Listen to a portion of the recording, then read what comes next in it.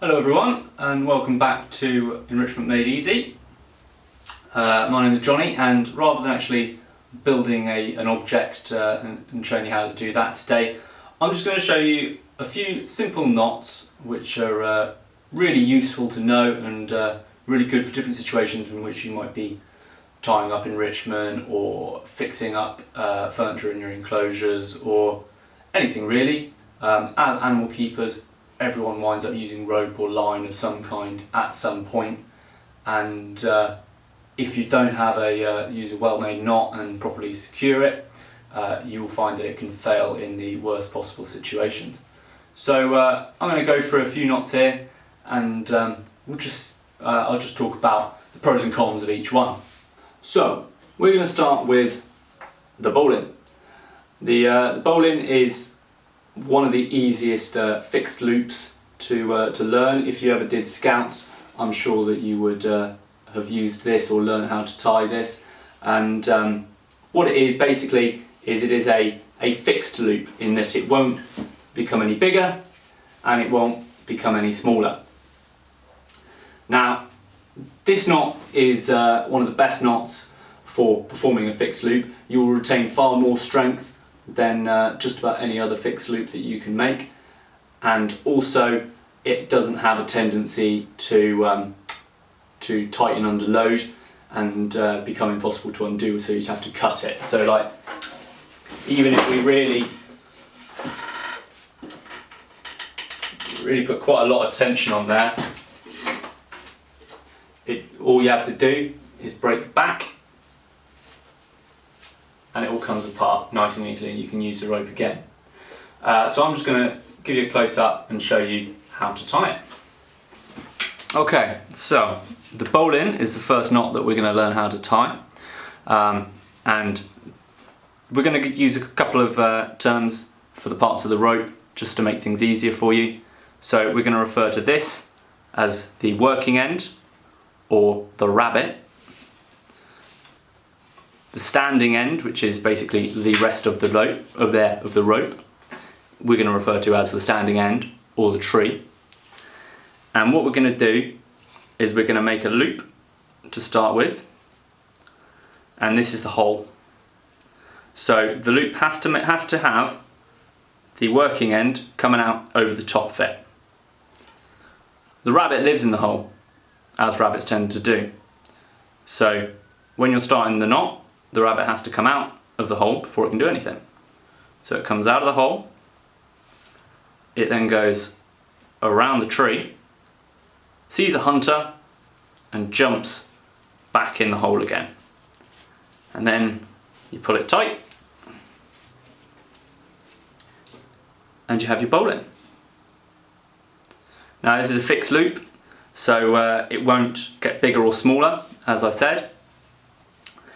And the best thing about it is that it won't seize under strain. So we could put a lot of pressure on this,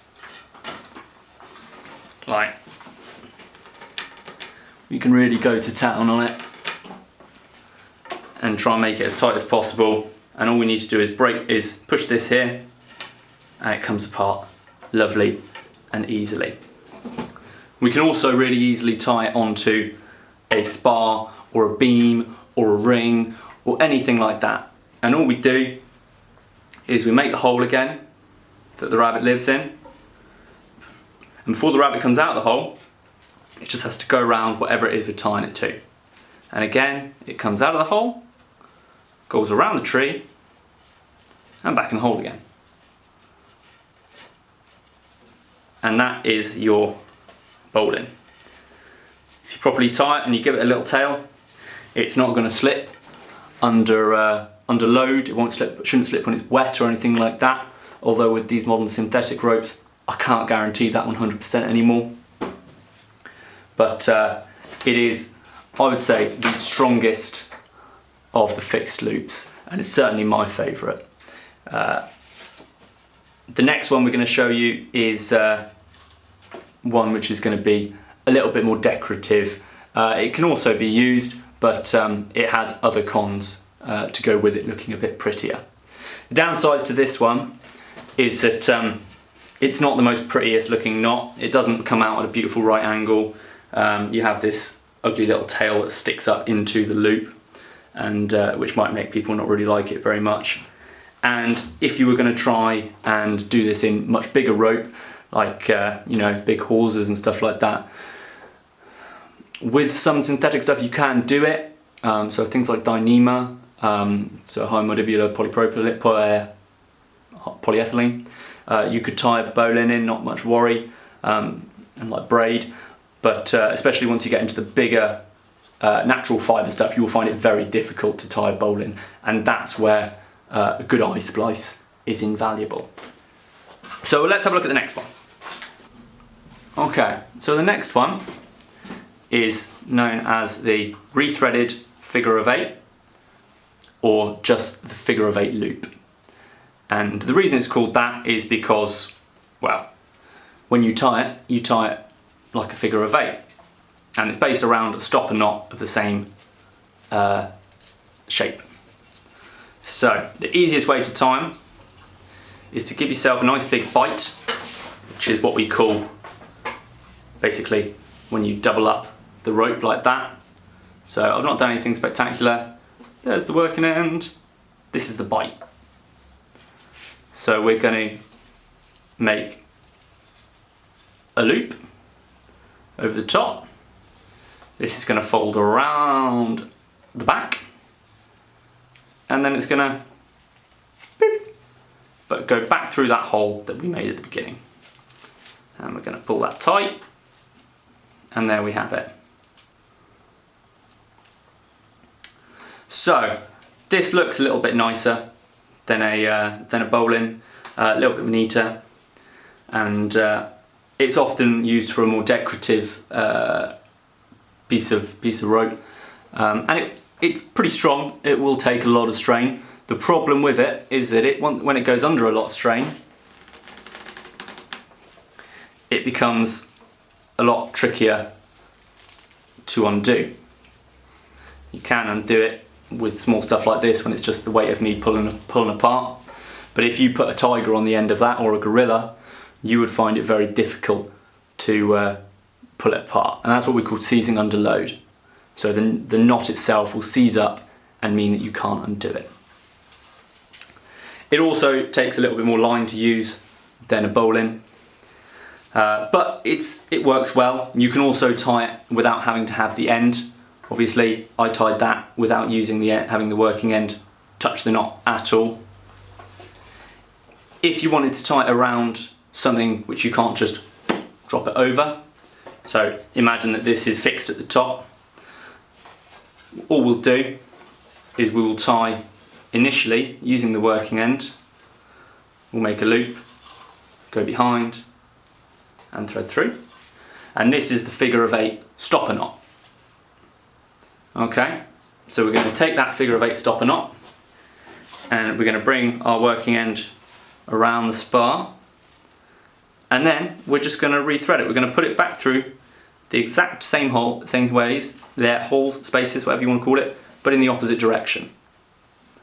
So we're going to wind up and down through here with the standing end coming out by the working end. Pull it tight and you've got your figure of 8. Lovely little knot, very popular among the old kiddies and everything like that, but can be quite impractical if you're using it when you're expecting a lot of weight to go on.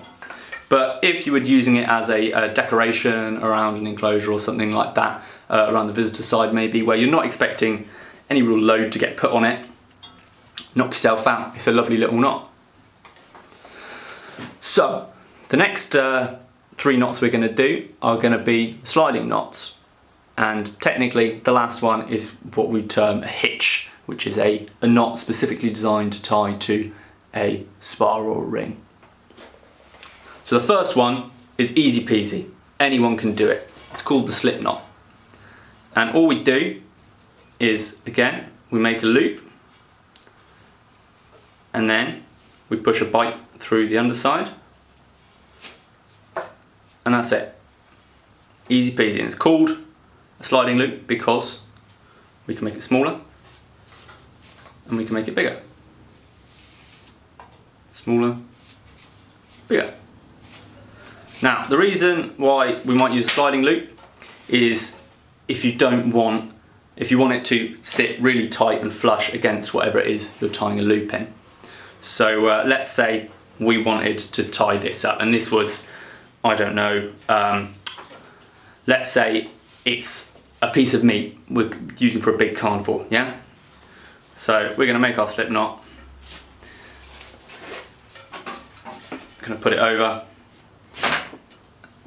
and we don't pull that because that's the wrong end. We pull this way, and we use this end to tie it up. So that's going to be under tension. This way, there's no way that the animal is going to be able to get their hand stuck in it. Okay? And then once this breaks off, it should be that the loop just pulls through, and there's no loop that they can then subsequently get caught on. There are risks inherent with it. There are risks no matter what knot you use.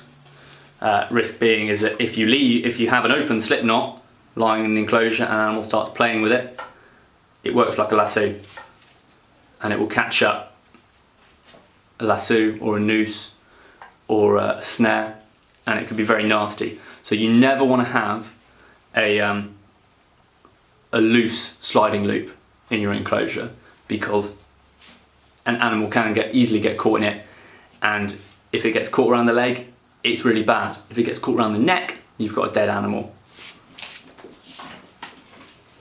But if you're tying, using it to secure to the roof or to a spar, and then you're having the line coming down for something else, sliding loops are great. So the slip knot is easy peasy. You don't need the working end to make it. However, it doesn't tension very well, so you can't get a lot of strength on it, and I wouldn't trust it without a long tail. So I'd say I'd want at least that much, because as it tensions, this is going to pull through. And also, because it's just an overhand knot, it has a tendency to seize under load, and it means that it could be very difficult to undo at a later date, which we don't want. Everyone's working on a budget here. We want to try and save as much rope as we can. Now, the next knot is another sliding loop, and it's the double overhand knot, and it's similar but different, and it looks a lot prettier. So I quite like it personally. And what you do is you take your standing end and you go down a little bit down the other end line, and then you wrap with your finger in the middle, wrap twice around, then take your finger out and push that standing end through where the hole was. And there you have, wait for the plane to go over, it's a helicopter actually, and there you have a sliding loop, double overhand loop. Easy to make once you get the hang of it.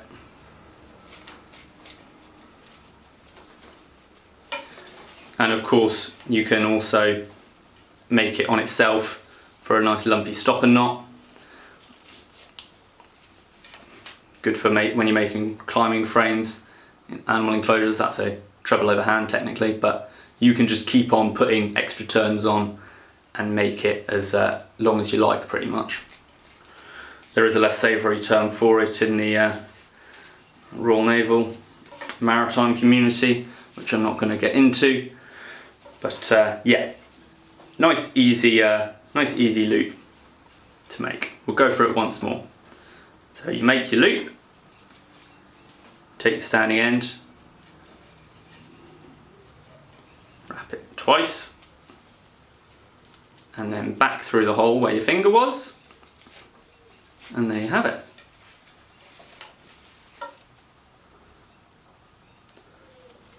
So once it's tensioned, it's quite a strong sliding loop, but again, same with a lot of knots. If you put it under a lot of tension, it will seize under load, so it will become an absolute nightmare to get undone. Like even now, it can be quite difficult, and this is very small rope which I've not put a lot of tension on, and it's already getting awkward.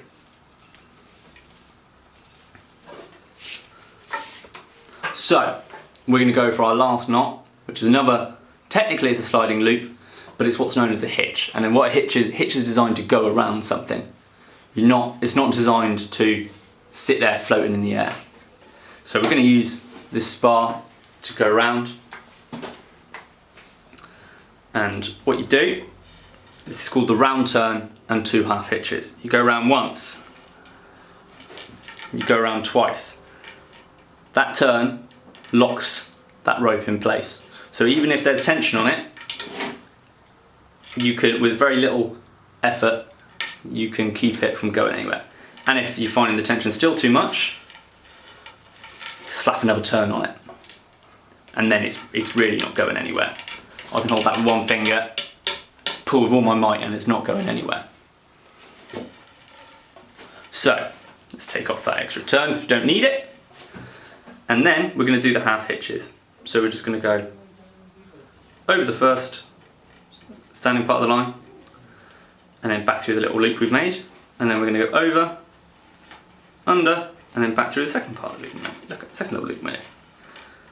And that is round turn and 2 half hitches.